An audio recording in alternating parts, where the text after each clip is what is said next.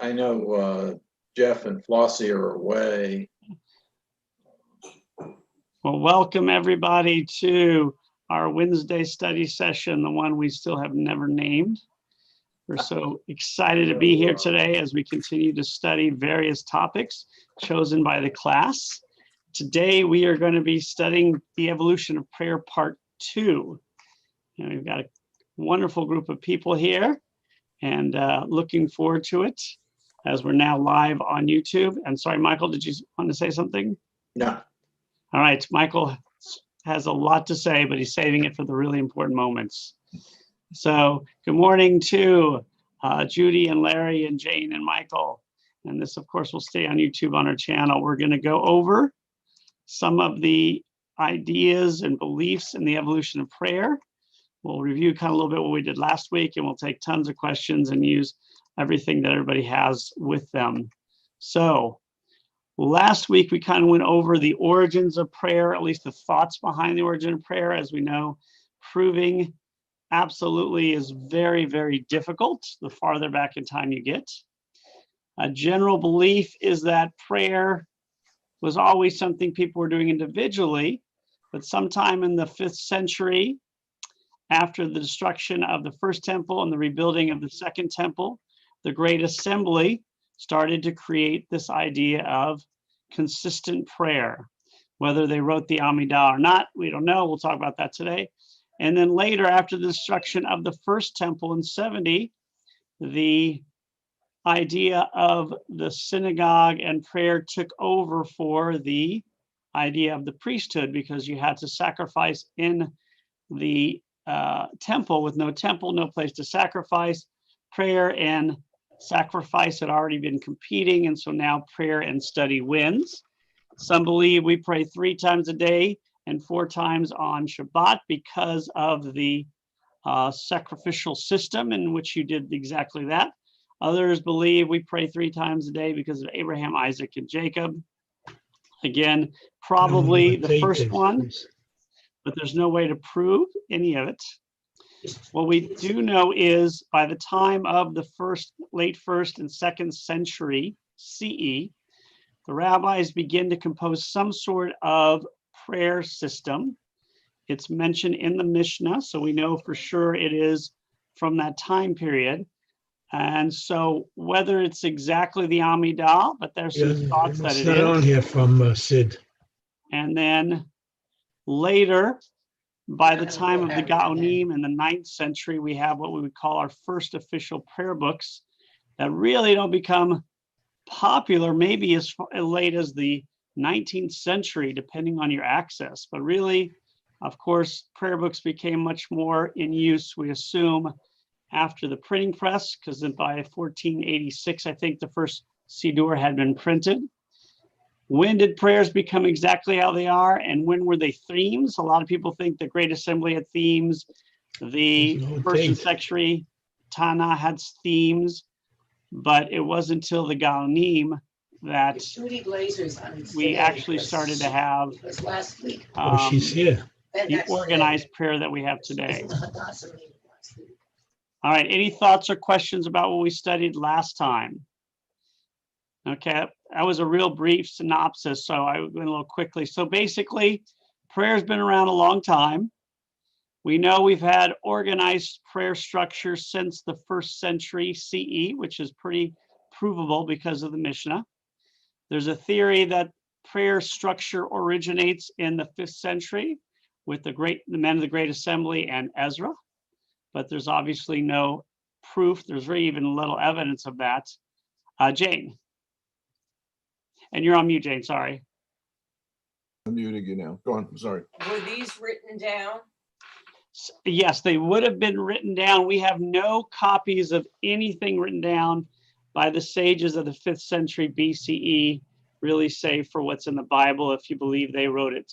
So that may have been, or it may have been sent by word of mouth, although we know we were literate already.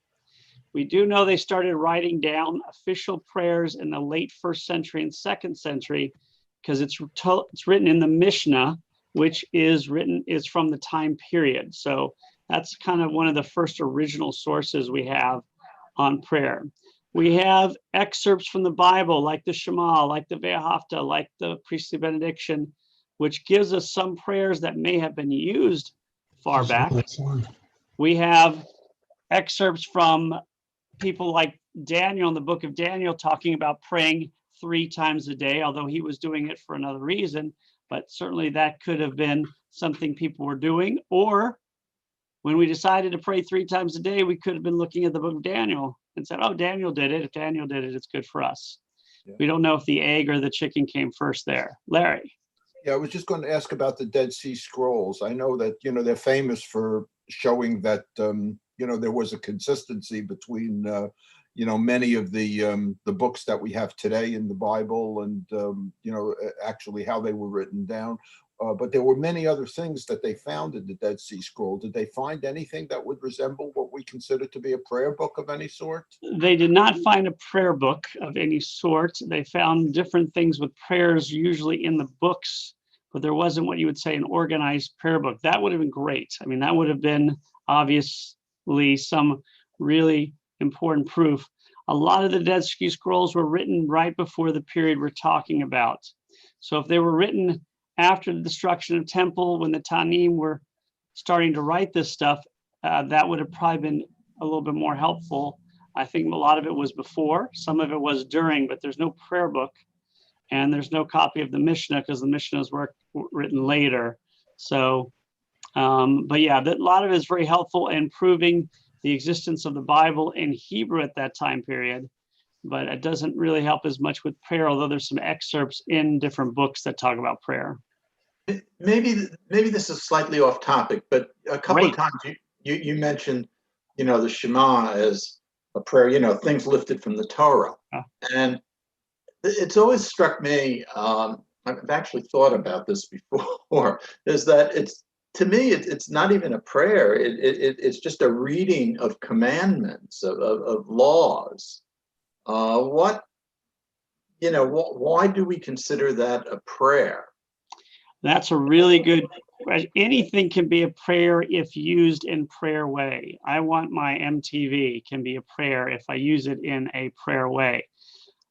We don't know if originally it was used as a prayer.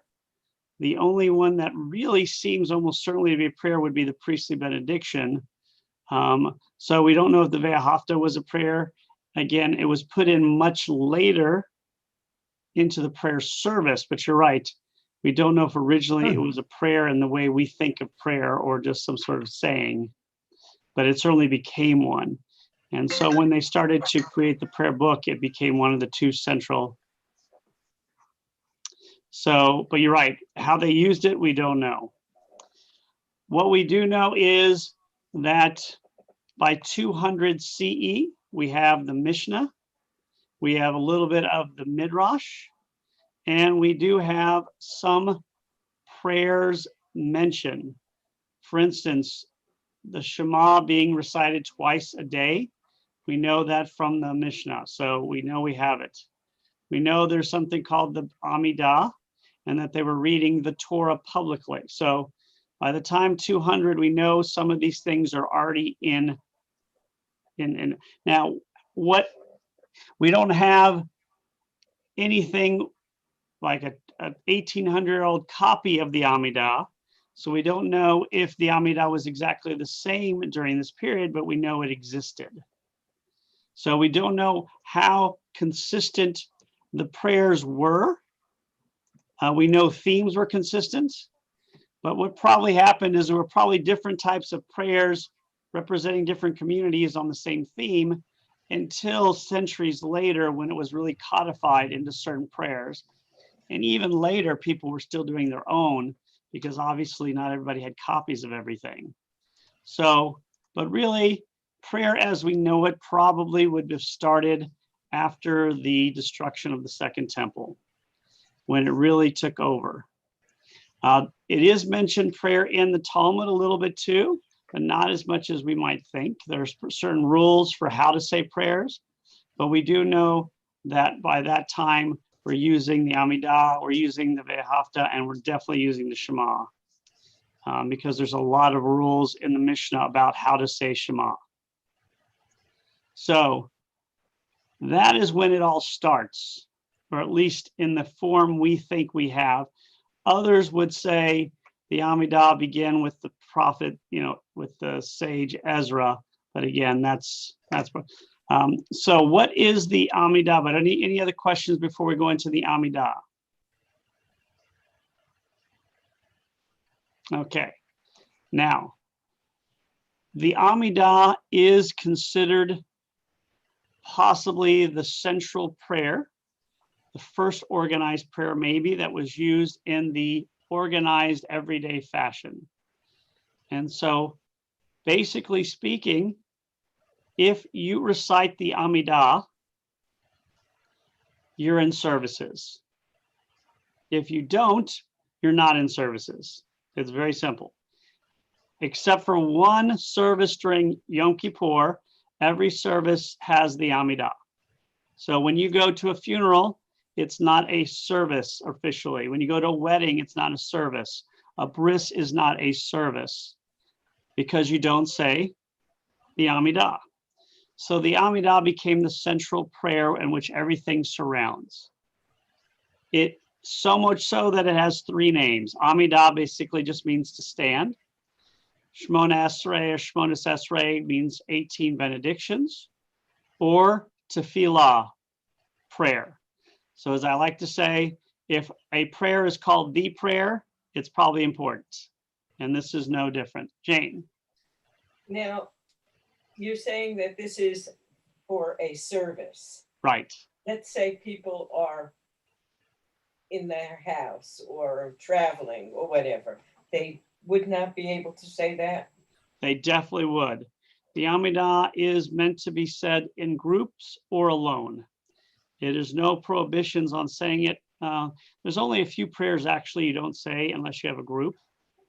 There are pieces of the Amidah you would not say unless you're in a group, but the prayer itself is. So when you see people going like this and this praying, it's the Amidah. I mean, that's the central prayer.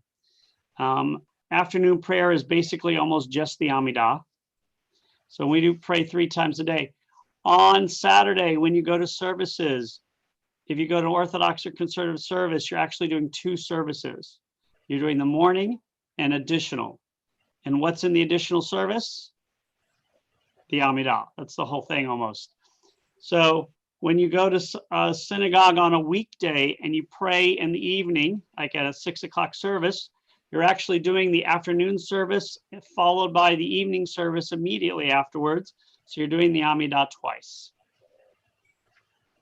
Actually, maybe even 3 times depending. So this is the prayer that is considered the prayer that started the whole 3 times a day. We don't know the origins officially, but we do know by the 1st, 2nd century, some form of it is already in existence. So what is in this prayer exactly? That is the Amidah. Now, the irony, of course, of the Amidah is it's called the 18 benedictions. So how many benedictions are there? 19. 19. That's the whole joke. It's called the 18 benedictions, but there's 19. Probably because it was known as the 18 benedictions and that name had stuck. At some point, one was added or one was divided into 2. And there's a lot of debates. One theory is that the prayer against the heretics was added. This was kind of possibly an anti-Christian or anti-Karaite or anti-other form of Judaism prayer. Another thinks that maybe one section, the section with David in Jerusalem, was divided into 2. We don't have an Amidah from like the year 75 to tell us which way it is. So those are some of the prevailing theories, that one was added, which is obviously easiest, or one was divided into 2, making 19. But it has been fixed and continues to be the center point of our service. Now, what is the Amidah? It's very simple. The Amidah is a prayer that has 3 sections. That's it, 3 sections. The 1st and 3rd section never change, although there's once in a while some additions, slight additions, like if it's Shabbat Shuvah or if it's a holiday. But the first section is, I like to say, buttering up. God, you are great. It's 3 paragraphs. God, you're amazing. Baruch atah Adonai Eloheinu v'Elohei Avotenu v'Imotenu Elohei Avraham Eloheinu. That's the first one. It's basically just saying God is great for 3 sections. The last section, the last 3 are thank yous. Thank you, God, period. It's the middle section that will change. The middle section changes whether it's a weekday, Shabbat, or holiday. And sometimes up prayer too will change depending if it's the evening or morning. And this has became kind of the central prayer. Can you say the Amidah in English? Or do you have to say it in Hebrew? The answer is, can say it in the vernacular, very, very much so. But it's become traditional to say in Hebrew if possible. But the idea that you can pray in the vernacular has been around a very long time, probably pre-Talmudic even. So, but again, in many places, it is done just in Hebrew. But a lot of places we know you have the Hebrew in the text, but you'll also have the English translation or translation to whatever language you're speaking. So what is this middle section? If it is the first section's 3 and the last section's 3, that means the middle section is 13 prayers. Okay, these are the petitional prayers to God. These are the prayers saying, I want something. So that's what the middle section is. But it's, I want peace is one of them. I want health. I want the sages to be happy and satisfied and doing well. I want the righteous to be, rewarded. I want, my people to be healed. So there's 13 petitional prayers. And I'm going to put this up on here in a second. Let's see if I can get 1 second. I'll put it on the screen for you. There you go. Give me a second.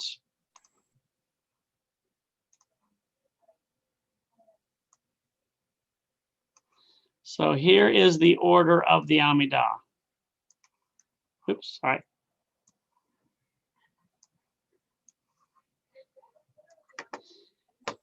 First 3 sections are praise.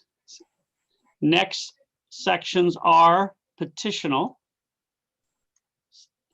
And the last 3 are thank you. So very simple, 3, 13, 3. In the 13th section of the 13, some believe number 12 was the one added later. Some believe 14 and 15 were one and they were divided later.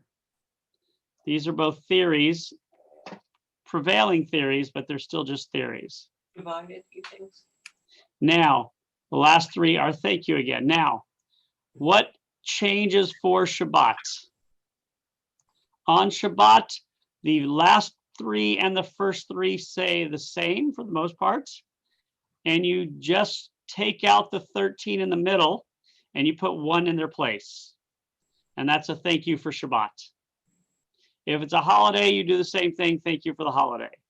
So for Shabbat, it's 3, 1, 3. For weekdays, it's 3, 13, 3. There's subtle differences here and there. The prayer for peace, which is at the end. The last one in the evening is Shalom Rav, Shalom Ra. But in the morning, it's Sim Shalom, Sim Shalom. Generally the same ideas, but the prayers are a little different. There's also changes depending if there's 10 people or not. In the morning, you do a section called the Kedusha, which is done if there's 10 or more people. Also, traditionally, the Amidah is said twice in the morning for each service. The first time is silent, and then the second time is aloud. In the evening, it's only said aloud. Only said silently. So if you go to an Orthodox or conservative synagogue, when they get to the Midah, the prayer leader will introduce it, and then every once in a while will say something to tell people to catch up. Now here below are some of the excerpts from the Talmud, the Mishnah Torah, which was written by Maimonides, and the Mishnah on this prayer. So that's how we know it was in existence. And as we see from Pirkei Avot, which we know a lot of us heard of, be meticulous in reciting Shema. When you pray tefillah, do not make your prayer fixed. Rather, you should pray with compassion and supplication before God, which leads us to sometimes think that what? Maybe the text wasn't completely set yet by the time of this portion of the Talmud. Maybe it was. On this next one, we say, for the Mishnah Torah, this was written by Maimonides in the 12th century CE. Inner mindfulness, how does one attain it? Any prayer for which one is not fully mindful is not considered prayer. And if one prays without mindfulness, one must go back and pray again. Thus comes the belief that you have to say every word with intent. And if you're not, then you got to go back and say it again.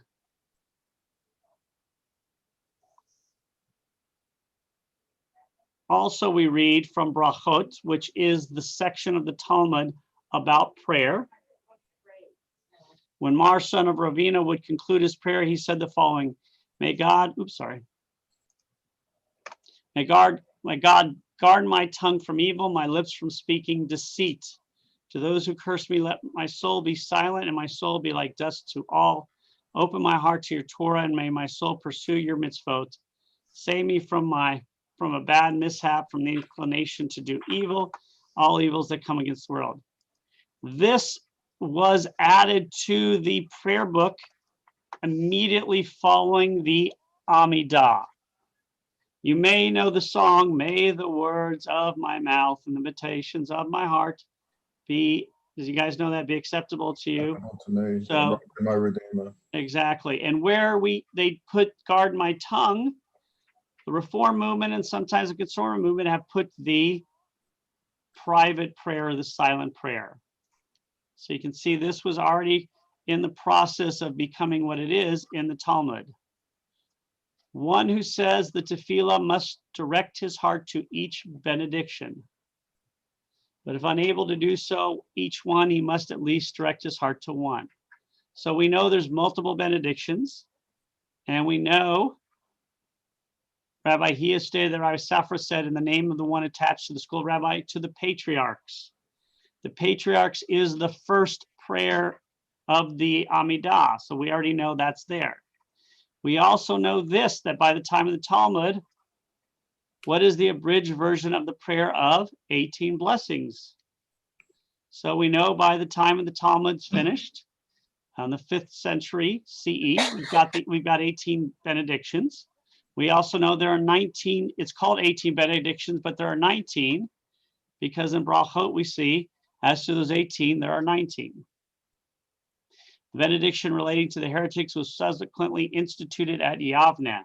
So that's where people think that was done, but it can't be proven. All right. 14 and 15, return in mercy to Jerusalem. These are the two that possibly were separated. Let's see here. All right, so that's the Amidah. This is the central prayer of the prayer service. We know we've been saying prayers for a long time. It is very different in, oh, go ahead, Larry. No, I'm sorry, go on. You finish your thought, I'm sorry. I was going to say, in the Reform movement, changes have been made as in the conservative movement. The conservative movement follows halakha, which basically says you can't subtract anything from the prayer book unless forced by the leadership of the country on pain of death or imprisonment. So in the conservative movement, when they added the women to some of the prayer books. So if you go to conservative synagogue, their current prayer book has a page with the first paragraph that includes the women, or there's a page that doesn't include them. You get the choice of which one you're going to use. Since they are adding to it, it is not technically breaking the rule, so from the view of the conservative movement. So they're adding the women to it is not breaking the rule, because you're not subtracting, you're adding. You're making it more inclusive. The Reform movement has no such issues because we are not halachic, meaning we don't believe you can't edit or even take out from the service. And so the Reform movement has not only made alterations to the adding of women, but they've made slight alterations in other places. It's still the same organizational structure, but some of the language has been taken out to sometimes, for instance, crush, kill, destroy has been taken out to be a little bit nicer for those who are heretics. Instead of heretics, those who are evil. So instead of saying, I want all heretics to be killed, kind of like if I know some, I want them dead, we've changed it to may all evil leave our land. So more general instead of particular. The one against the heretics was even taken out of the Reform movement until this modern prayer book brought it back only about 20 years ago. So in the Reform movement, we were only doing 18 benedictions. I mean, we were literally doing 18 benedictions as it says. And then we brought back the 19th, changing the way it's said. Rabbi. Yes, Larry, and then Jane. Yeah, a couple of questions. The thing that struck me about those middle 13 is that they use the word restoration of the judges, indicating that, the judges were not completely impartial, rather than praying for the wisdom of the judges. And the second thing is, it's a prayer that we do, for the leadership of the country generally. That's not included. There's no prayer for leaders then in the Amidah. There is this prayer for sages, but not for the leaders. Yes, but the prayer for the country and the state of Israel have been brought into the service, just not in the middle of the Amidah. But the restoration of the judges, did this occur at a time when there was a particular corruption, or is this a warning against judges? Or it just seemed, rather than pray for the wisdom of judges, the wording seems to be. Yeah, and again, that's how the Reform movement has changed it. They're talking about like the ancient judges that were really, a lot of it is about also bringing back the Messiah. There are two prayers, the 14th and 15th, rebuilding of Jerusalem, coming of the Messiah. Both have to deal with Messiah. In prayer, whenever you see Jerusalem, it doesn't mean the literal Jerusalem, it means heaven. So when they say it means the rebuilding of the temple in Jerusalem, so the Messiah will come. So as you can see, it's easy in the modern day to just, instead of changing the wording, just change the meaning. When I say I pray for Jerusalem, I mean I'm praying for the people living in Jerusalem today. No big deal. The Reform movement does not support generally the idea of the Messiah. And so those two were altered to reflect this.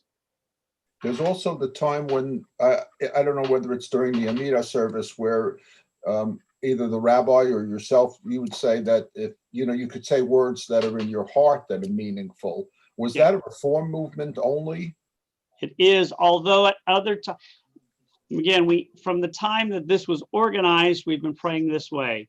Before that, there was probably times in which you were able to say the prayer of your heart before it became a little bit more organized, the structure itself. But then the Reform movement kind of brought that back, basing it on what we have seen 2,000 years ago. But the Orthodox or conservative would never say that, or would not? They do. They wouldn't say it in this prayer. They have the set prayer system, and that's what's important. However, you will finish your prayer. Remember, in the Orthodox service, and this is a very important difference, you're praying individually together. Everybody's praying at their own pace. The leader's just trying to catch you up. We're here, catch up. Pray or don't catch up and just don't do the whole thing. The Reform movement, we pray together. And so if we want, let's say all of us are praying in Orthodox synagogue. Michael is a fast prayer. He finishes way ahead of us. That gives him some time to think about whatever he wants. That is one of the reasons the Amidah said aloud in the Orthodox community. It said quietly so people can do it themselves, and said aloud to help people in the morning who don't know it yet, who aren't proficient enough to hear it. Wasn't that also, excuse me, wasn't that also because people didn't have prayer books, so that, you know, you hadn't memorized the prayer, you could hear it and participate? Definitely. It was definitely used for that reason for a very long time. Repetition, but again, you are training to pray in classes and otherwise, but a lot of this was memorization until the prayer books became instituted and until they became produced en masse. A lot of it was by rote. Yeah, I was Judy, gonna say, Judy, then Jane.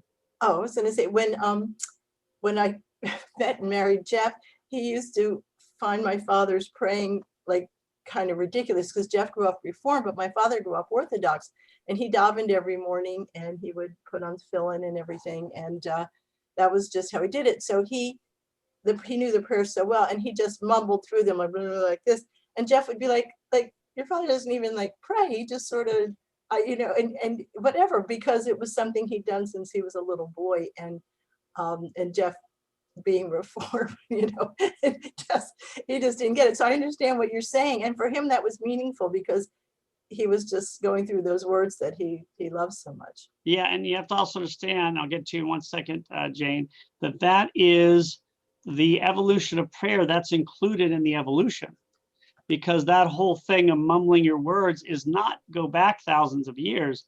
That goes back to the Hasidim who started that, who really brought this idea of this fervent need to pray and really put your emotional exertion to work. And so that's really from the 16th century, 17th century. But isn't that, I forget her name, the woman who couldn't have a child and prayed, and she did the, like, what we call shechling, and right, and that's based on, her name was Hannah. That's right. The mother of Samuel. So they base it on that. Oh, okay. So when you talk about the Hasidim didn't, I mean, they have some poems and other things that they altered, but they kept the prayer system pretty much the same as the ones that they were competing with. But they just added this fervent need to pray, the movement, the singing, the mumbling, all the ecstasy of it. That's what they brought to it. But if I remember with this Hannah, they thought she was actually drunk. Right. Is that the right story? That's the right story. So the high priest Eli thinks she's drunk, right? And she says, "I'm not drunk. I'm just distraught." And then he prays for her. She has a baby, and she dedicates it. And Samuel goes in and is partially raised by the priesthood, even though he's not a priest himself. Right. Good story. Anyway. Good Bible. Good Bible. Jane. When did the Tallit and the Kippah and the prayer book itself, I noticed that Reform, at least our Reform, the Mikveh Israel, is like the English way of praying. It opens from, I guess, left to right or right to whatever. Whereas most other prayer books in other congregations open the other way. And when did that all come about? Well, for our congregation, you have to understand we use both, because on Friday night, our prayer book opens from right to left, Saturday morning from left to right. So you have to understand it's always going to be dependent on who you are. The Reform movement in the 19th century and the first part of the 20th century was really centered on being American and not very Hebrew oriented. So we opened it from left to right. As we've changed and become a little bit more traditional in the Reform movement, the current Reform, the major book used for the Reform movement opens from right to left. but that's always going to be dependent on who you are. For a long time, prayer books were only in Hebrew. So it wasn't really till, even though you were allowed to pray in your own language, we really went away from that and really wasn't brought back until the 19th century. The first prayer books were written and codified in the 9th century by the Gaonim. A lot of what we have in Judaism comes from this period of the 9th century in Babylon, from these people called the Gaons. Sadia Gaon is the most famous. And they kind of took the Talmud and put a lot of set structure. They probably also did things about making sure the yarmulke was official, because people were covering their heads for a long time before it was officially what you were supposed to do. The tallis probably a lot of that as well, because we know it says fringes on your garment in the Bible, actually in the Torah, but people were doing a lot of different things until the Gaonim come in and kind of create this, these specific rules. One of the reasons they did it, because they were competing with another group called the Karaites. The Karaites were more biblically oriented. Let's look at the Bible, let's pray. They weren't as concerned with the Talmud or the strict structures. So the Gaonim had to create these structures and cement them to compete with the Karaites. And as we know, the Gaonim won, because the Karaites are a very small offshoot of Judaism, whereas the Talmud and the rules from the Gaonim, the prayer books, are used by the vast majority. So you don't need a tally when you're reading the Torah or when you go up, or a kippah. I'm just not used to it. I don't understand why or why not. Right. Well, you got to remember the kippah is not biblical. That's a much later edict. Maybe to keep us different from other people. Maybe the idea of covering your head became very important. And so eventually it became just what everybody was doing. So then they made it official. The tallis is in the Torah, but the idea that you wear one every day, the idea that you wear one during prayer is a later one that was used probably for people who weren't doing it every day so that they could come and pray.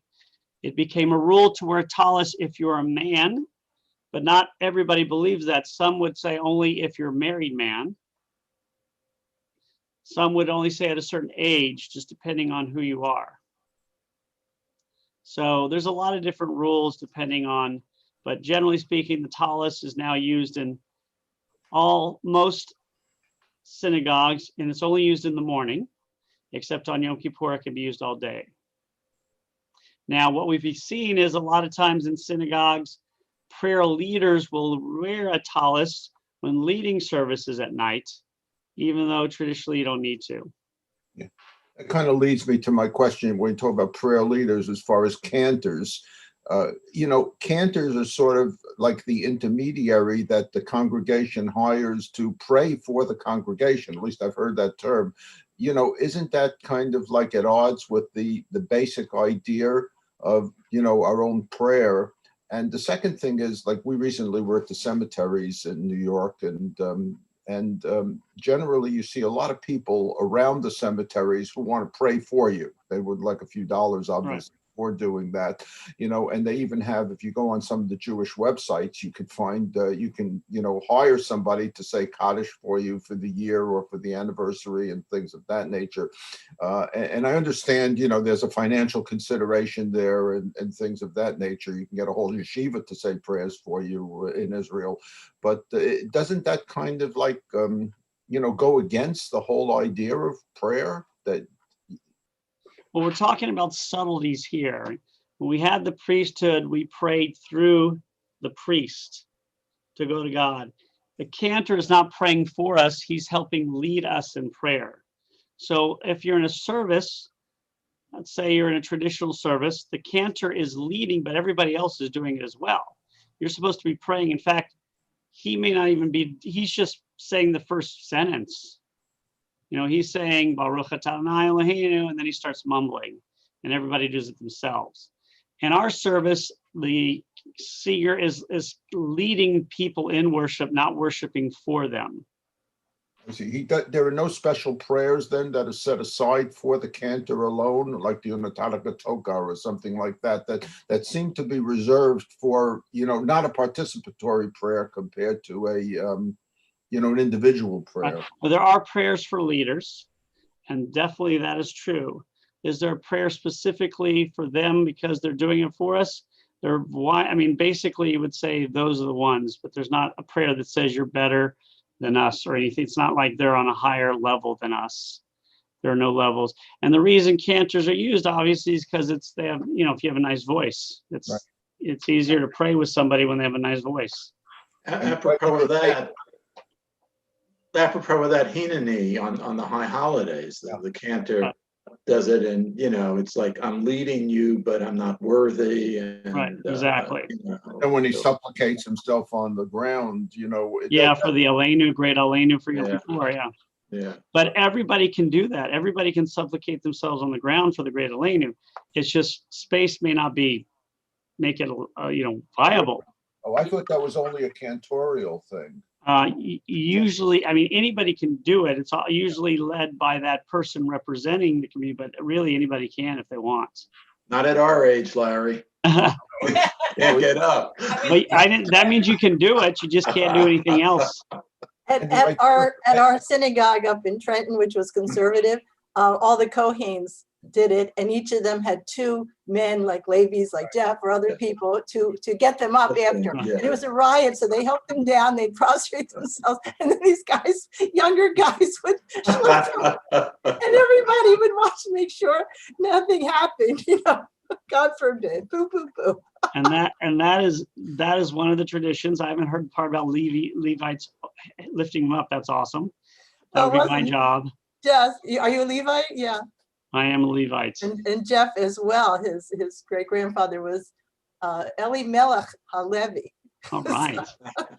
So you're paying for prayer though. Is that something that is only the Orthodox? No, it's not. It's done. It's not just paying. It's asking. Like we have a list of people that we mention every year at their yard sites. Even if they have nobody saying Kaddish for them, we do. Now, this isn't a very important thing to understand.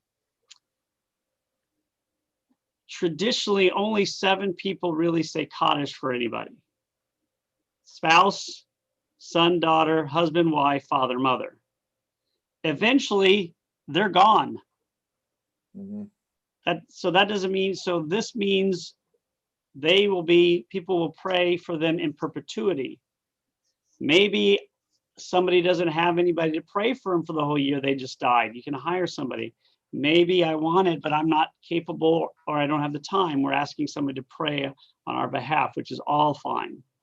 Because you're not praying, you're praying for your deceased person. That's who you're praying for. So I was going to say, Hadassah has a beautiful program of perpetual yurtzeit, and it used to be $1,500, but they have this humongous book at the synagogue with the Chagall windows, and your name's entered, and then on the date of your yurtzeit, the prayers are said in the synagogue for you. And I remember the first time I visited, I asked to see somebody who had died from my chapter in Trenton, who I knew had given in the book. So in her honor memory, they opened the book in the case that day to her name, so it was displayed until somebody asked for something else. But it's something I would like to do because it's a perpetual thing, and that somebody will always remember. So. Ron. When I was growing up, and okay, we'll go Michael, then Ron. Oh, I'm sorry, Ron. Go ahead. I've talked enough. No, go Michael. He's on mute. Okay. Ron, you're on mute. So I was just gonna make the observation. I know when I was growing up, if your parents were alive, you never stayed for Yizkor, and nobody would say Kaddish, except the people who were observing yurtzeit or were mourning. And as I got older and started going to conservative and certainly reform, it dawned on me that people, especially the Holocaust, there's nobody to say Kaddish, and we recognize that at the service. And I was thinking that, it was really a terrible thing that, you know, that the Orthodox synagogues don't recognize, or Orthodox tradition don't recognize this. And because that's what, basically that's what our culture is about, and or in part, and I think it's a really good thing. Yeah, and it depends. that we do. Ron? Yeah, I just wanted to comment on Judy. If you have no one that would be there to say Kaddish for you, as a member of Mikveh Israel and other synagogues, if you purchase a plaque with your name, it's there. And Kaddish will be said for you on the anniversary of your passing, automatically. And you know, Ron, that's lovely. It's funny, not funny, but at my old synagogue, even if you were on a plaque, you know, like on Yom Kippur, it was lit. But if there was no family there anymore, they didn't read the names because it became too much. But I was going to say, with what Michael was saying, as a child, and I mean, until I was a teenager, I was in an Orthodox synagogue where we sat separate, and I sat upstairs with the kids, and then we were conservative. But I had never, till my mother died, I never stayed in on Yom Kippur for the Yizkor service ever. You just didn't do that, and I never stood for Kaddish, because on Friday night we didn't, unless it was, you know, unless you had somebody that week who was, you were celebrating their Yizkor, your Yortzeit, you did not stand up. It wasn't disrespectful. It was just conservative, I guess. Yeah, and again, that's traditionally the Kaddish. We can talk about that next time. I mean, it's not originally a morning prayer, but it became a prayer of morning. So in Orthodox and conservative synagogues, only people just stand if they're in mourning. And if there's nobody in mourning, they won't say the prayer. The Reform movement changed that to say, we'll all do it. We can use it for the martyrs or for whatever else. And so that was also a very big change in that. But there's a lot of other Kaddishes used. And if you want, we're not going to have class next week for Thanksgiving. We'll have one the week after. We can do prayer part 3. We could talk about the Kaddish. I was going to talk about the Aleinu and talk about what one's a Kol Nidre, and talk about how these prayers evolved over time. And it's really interesting to see prayers we think of in certain terms didn't start out that way. It's also interesting that Larry. you know, I'm an opera fan, and in our former synagogue in New Jersey, the cantor would take some operatic tunes, and he would use the operatic tunes for certain, you know, of the prayers that we were familiar with. And one time he used a song from an aria from Rigoletto, which is about a licentious duke and how he is seducing women. And it has a beautiful melody, Questo Quella. And I mentioned to him afterwards, you know, when you play that melody, all I could think about was Rigoletto and the licentious duke rather than the prayer. So I think to some extent, the music sometimes takes away from the, you know, at least in my case, it did, you know, making the connection. Many people think it's, you know, just hear the melody and if not familiar with the background, then they think it's beautiful. But if you examine it too closely, the music is not an enhancement to the service, it's a deterrent to the service. And that's one of the reasons people choose synagogues over others, because of the music. As we know, some places use instruments, some use a cantor, some use a choir, some use a organ or a keyboard or a guitar. There's different nusach, different music for different prayers. There's no set right music for any prayer. Those have been passed down through the years. Some of them we consider traditional are not that old. So there's nothing wrong with using Rigoletto, because you can use whatever you want if it enhances the mood. So for you, obviously, it was wrong. And so that's something they need to think about. Whenever somebody uses a tune in services, they have to be thinking, is this going to add to the experience or detract from the experience? And it's the same thing with all prayers. You know, in the Reform movement, you know, we got rid of the vowels and all really early on.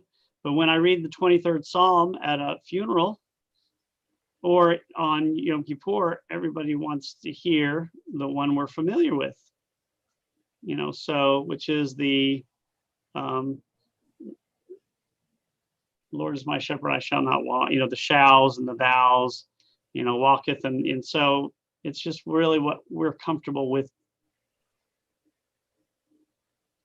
All right.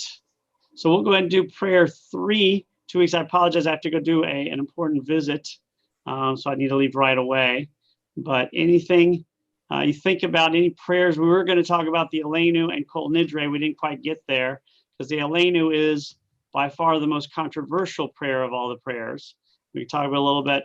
The history of it is very interesting because it's been banned in certain places and it's one of the few prayers where changes instituted by a monarchy led to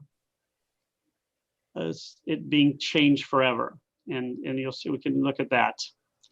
All right, always a pleasure. Thank you, everybody. Always great questions. Thank you. It was nice seeing everybody. Everybody be Yeah. well. You And if you too. didn't get Have to a see, good Thanksgiving. Thanksgiving. Safe. happy Thanksgiving. If you didn't see Be last safe. Saturday's service, Ron participated as a member of the military. That was Beautiful smart. Good job. job, Ron. Good job. Thank you. Thank you. Yes, very nice. Very nice. All Thank right, you. we'll see everybody Well. in 2 weeks. Weeks, I think that'll be in the beginning of December. remember? Stay safe. Thank Bye-bye. you. Oh, Bye-bye. by the way, Bye. also, we do have a lot of stuff coming up for Hanukkah. We're going to have a Hanukkah service on Friday night via Zoom. We're going to have a citywide Hanukkah drive-through party at the JA. And then the last night of Hanukkah, we're going to have a lighting outside. We're going to light our big menorah. And we're going to probably have a food truck coming from Jacksonville with kosher food. Wow. So that's Very not nice. 100% official. If we don't have the food truck, then we'll probably have latkes and donuts. Very nice, very nice. And people can spread out as much as they want. It's all completely That's up to you. nice. And Yeah. that's on the 8th night? That's on the 8th night. So that'll be Thursday, I think Yeah. 17th. Yeah, perfect. Oh, that's lovely. Yes. Thursday, the 17th. Yeah, 17th. So that'll be fun.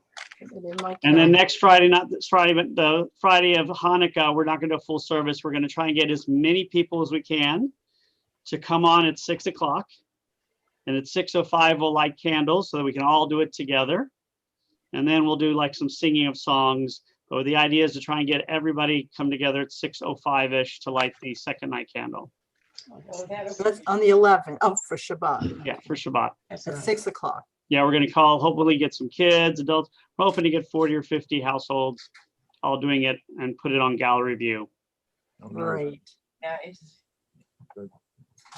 Thank you. Be well. Stay safe, Bye. everybody. Bye. Bye, Okay, everybody. everybody. Take care. Bye.